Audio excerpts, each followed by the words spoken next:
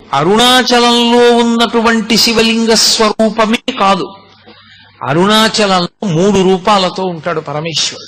ఒకటి, అరుణాచలంలో ఉన్నటువంటి దేవాలయం లోపల ఉన్నటువంటి శివలింగ స్వరూపం ఒకటి, అది ప్రధానమైన లింగ స్వరూపం.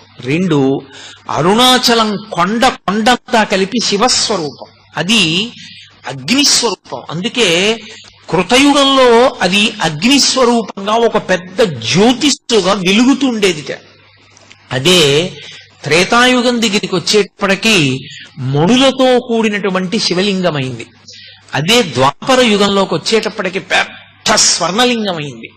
కలియుగంలోకి వచ్చేటప్పటికి మరకత లింగమైంది. అందుకే ఇప్పటికీ ప్రపంచంలో ప్రఖ్యాతి వహించినటువంటి భూతత్వ శాస్త్రవేత్తలు అరుణాచల పర్వతంలో ఉండేటటువంటి శిలలను పరిశీలించి హిమాలయ పర్వతాల కన్నా కూడా ప్రాచీనమైనటువంటి శిలలు ఇక్కడే ఉన్నాయి, అసలు ఈ భూమండలము ఏర్పడేటప్పుడు అగ్నితప్తమైనటువంటి శిలలతో చల్లారిన కొండ ఈ కొండయే అని నిర్ధారణ చేయబడినటువంటి క్షేత్రం.